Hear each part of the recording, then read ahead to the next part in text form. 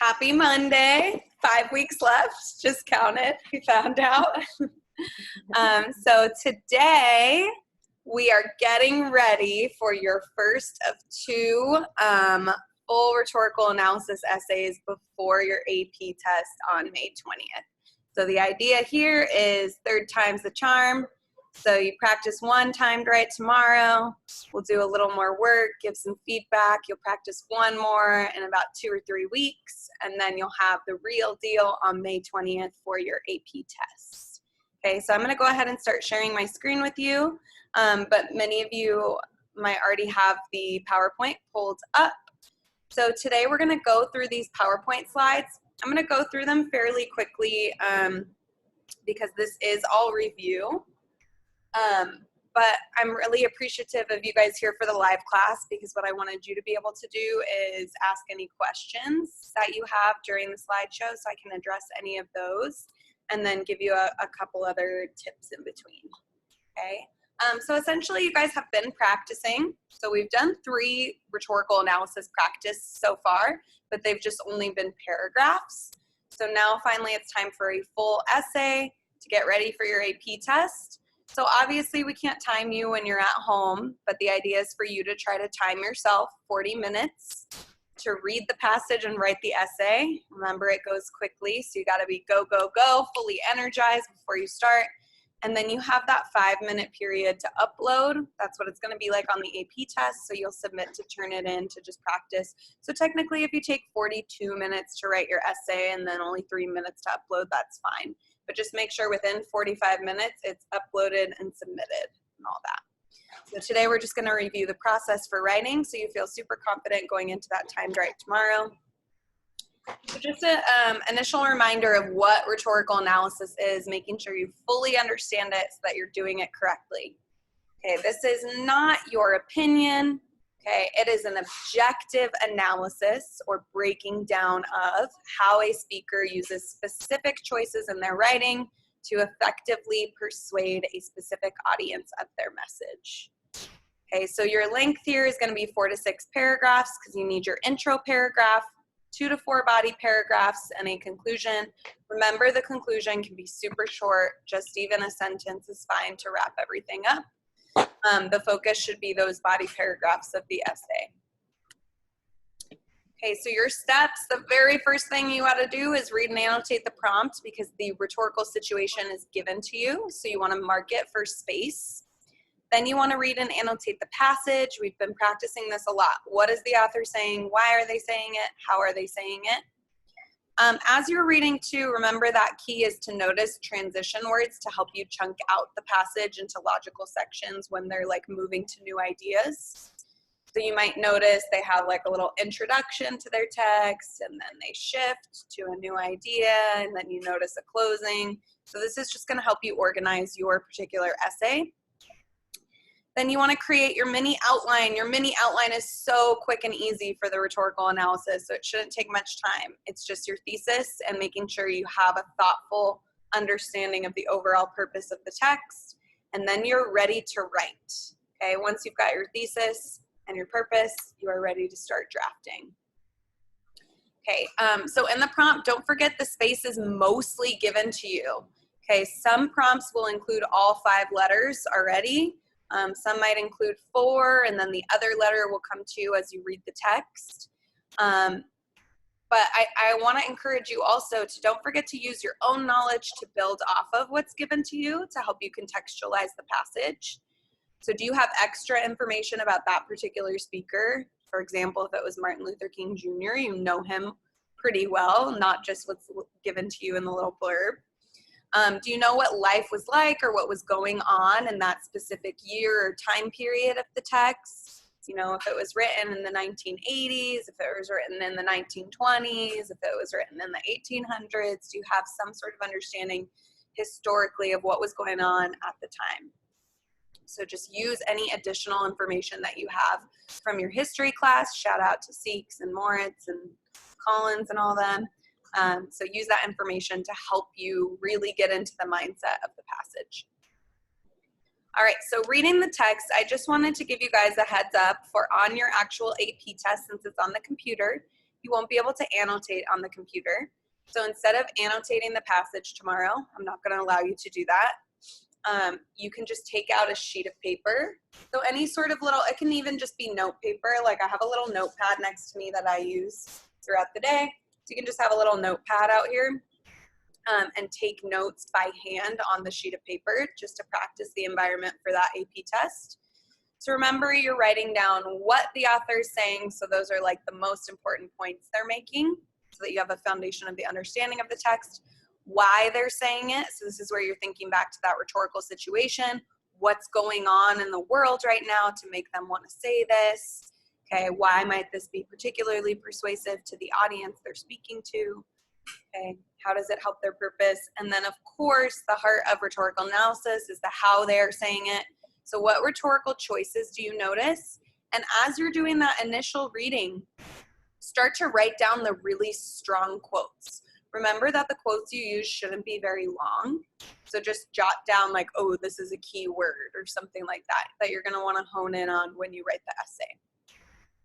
I think you should be able to copy and paste quotes, but I'm not totally sure. So again, that's why short quotes, short, strong quotes are gonna be your friend. Don't pick long ones. All right, so as you read, you are noting where the author is shifting ideas so you can observe the different parts of their text. Okay, you at least want to be able to break it down into like, this is their beginning. Okay, then this is the middle, which is usually going to be a bit bigger, and then here's their ending. Jot down any transition words you see on your notes if you find that helpful, because again, it helps you organize your own body paragraphs. Okay, the beginning is going to be my first body paragraph. Then I have a body paragraph about the middle of the text, maybe two, if it's a longer text or has a couple important points, and then a paragraph about the ending. Okay, again, your mini outline's super quick and easy. You should have gotten a little information about the purpose from the prompt, but after reading, you should have a more thoughtful, deep, accurate understanding of the purpose. So you want to make sure you can accurately say the speaker's purpose is to blank in order to blank. Okay, so it's kind of like what's their message and why are they delivering that message, and then 3 to 5 rhetorical choices that help them achieve that specific purpose. Okay, now you are ready to write. So what I want to make sure you guys remember how to do is to hit all those 6 points that are on that rhetorical analysis rubric. The first one being that thesis point. If you're going to get that thesis point, which most of you get that, I would say 99% of the time you're getting that thesis point. So the intro should clearly, accurately discuss the rhetorical situation, okay, assert the purpose very strongly, and include that 3 to 5 rhetorical choices. So essentially your mini outline is really setting you up to get that first thesis point already. Okay. Do you guys have any questions about earning the thesis point with your intro paragraph? No. Okay. Okay, that one's pretty straightforward.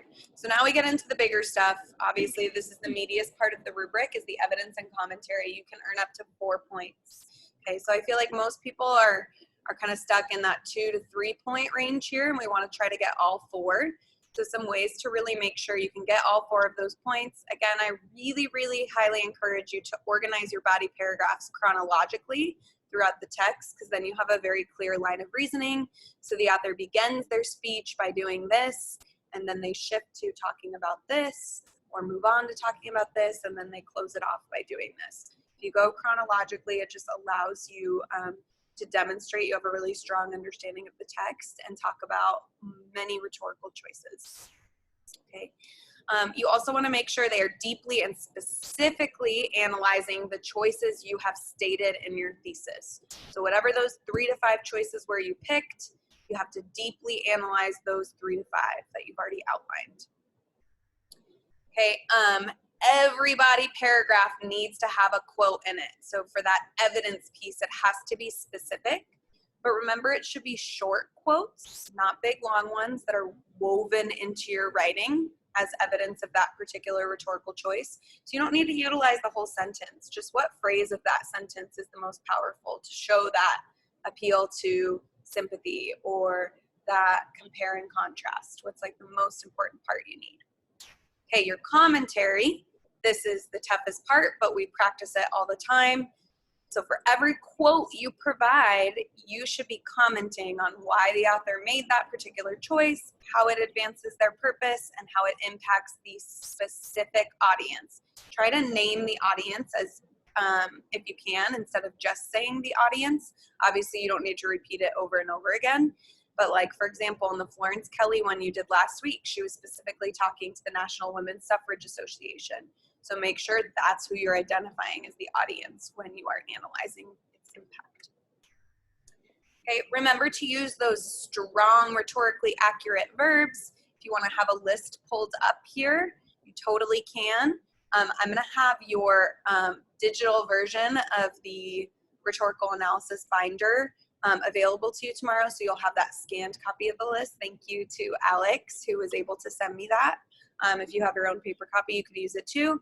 But I just put some examples of very specific words. So the speaker is justifying or urging, unifying, rallying. Evoking is really good when you're thinking about impact on the audience. What sort of emotion are they evoking? Be very specific. Sympathy, nostalgia, pride, anger. Okay, maybe they're honoring someone or supporting something or criticizing something. Try to be as specific as you can with those verbs. All right, then the famous unicorn point here, the sophistication point. I want to remind you that you have 3 options for how to earn that point. So you don't need to try to do all 3 of these things. You only need to do 1 of them. I would think that options 1 and 2 are actually going to be a little bit easier to do than option 3. So option 1 is really having a thoughtful understanding of the rhetorical situation. So especially students who are strong in U.S. history, this is going to be where you want to try to earn that point. Okay, it shows you're really doing a nice job of contextualizing the speech or the piece of writing, the article, whatever it is, setting that foundation of space in the intro paragraph, and then being able to reference it throughout the essay in your analysis. So while you're analyzing the text, you have these deep and specific insights about why the speaker is doing this, how it truly impacts that audience because of the context it's set in. So really thinking about context and exegesis there. So if you feel like you're a history buff, you guys got this, okay? Option 2, this one anybody can do. This is just noticing a complexity or a tension in the text. So it's kind of like when we talk about your arguments, having a nuanced argument. It's noticing the nuance in somebody else's argument. So I'm going to give you some examples from Florence Kelly's speech since you guys read that last week. So the key here is notice I've underlined yet, because complexity or tension shows like opposing sides. So in Florence Kelly's speech, her tone was very sympathetic to the children laborers. So she was being very sympathetic and sorrowful in her tone, but she was also being very angry and demanding at the same time. Like, we need to change this. Women need the right to vote, so we can change this. So she was at the same time being very sorrowful, but also really angry. Those are kind of 2 conflicting things, which is what makes it a nuance, a complexity in the text. Okay. The other example is she's urging her audience to unite to gain suffrage, right? Women, let's all get this right to vote for ourselves. Yet at the same time, she's saying that she knows they need to rally the support from men to help the children in the meantime. So those kind of seem like 2 very different things to do, right? Let's focus on women's rights. Okay, actually, let's use the men to help us get this accomplished for the children. So it's like 2 kind of conflicting things going on at the same time, and that's what makes it a complexity or a nuance in the passage. So to really earn this point for sophistication, you can't just make like 1 little comment. It's something you would want to be doing throughout. So like in each body paragraph, if you notice something complex, then you're going to show that sophistication in your analysis. Okay, and then your last option, like I said, I feel like this is the trickiest one to do, but some of you are very eloquent writers, so it's just that your writing in itself is very rhetorically compelling, your word choice is specific, vivid, you utilize your own rhetorical choices in your writing. Basically, the way you're saying your analysis enhances the actual ideas that you have, okay? So those are your 3 ways to potentially earn that last point. Okay, if I had a goal for you, I would say even if you can just get 5 out of the 6 points, that is a phenomenal essay. Okay. Do you guys have questions? I know I just went through a lot of the meaty stuff. Do you have questions about evidence and commentary points or sophistication points? Nope.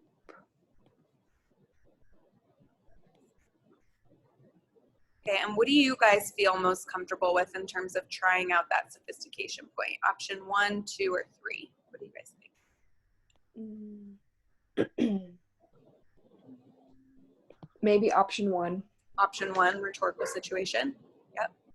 Yeah.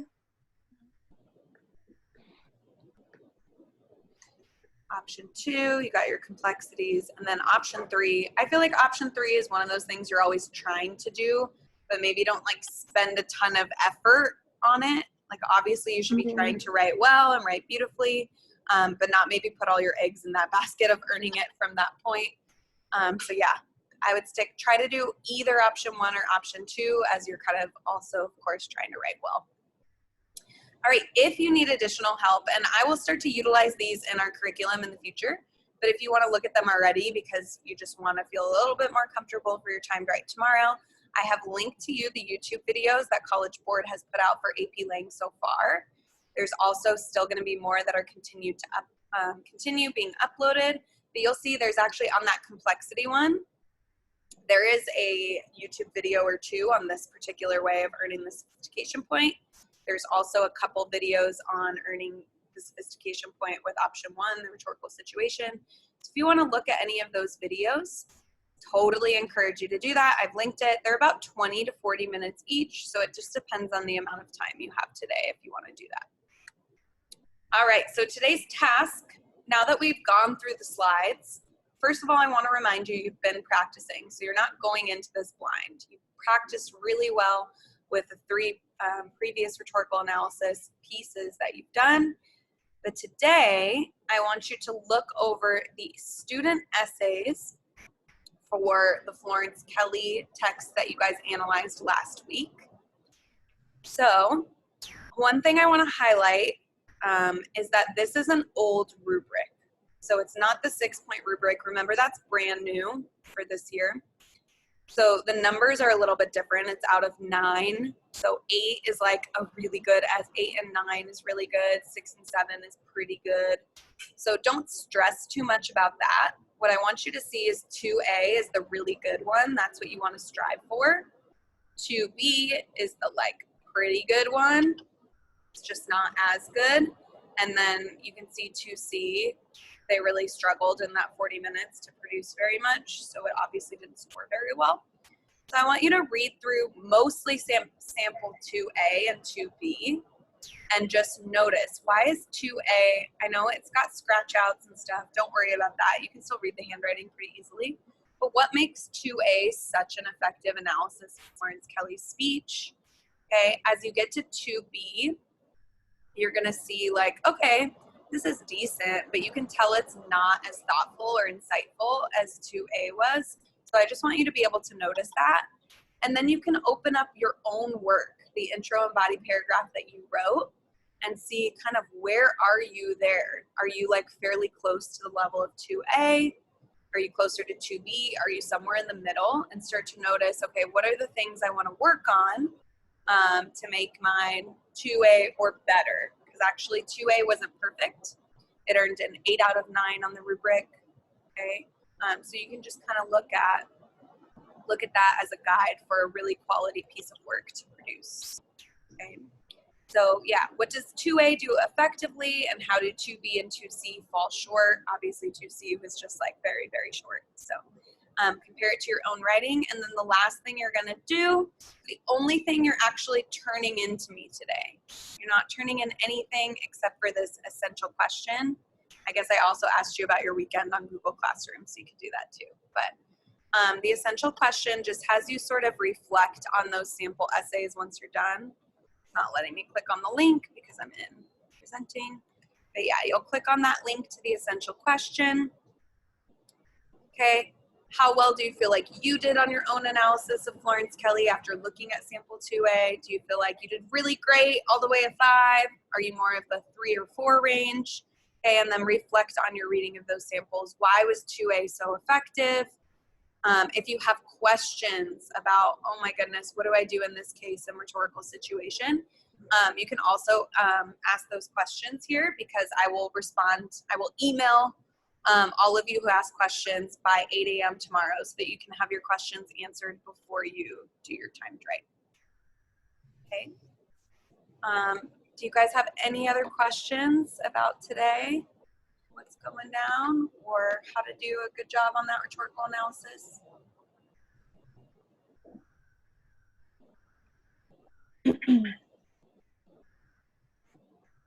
Okay.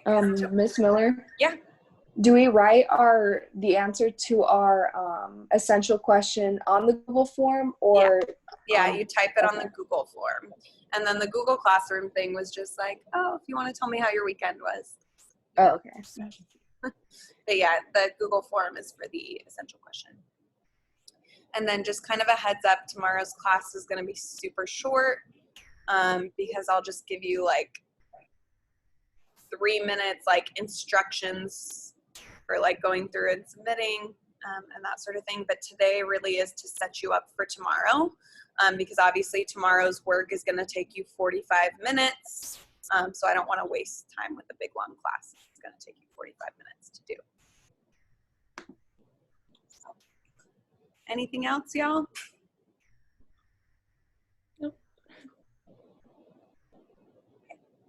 Awesome. Well, good luck. I will be around for office hours if you want to talk through your Florence Kelly thing at all today. I will be like pushing your scores back to you on that today and leaving you a little comment. But if you want to go more in depth or anything, I will be around at 1 p.m. to talk those over.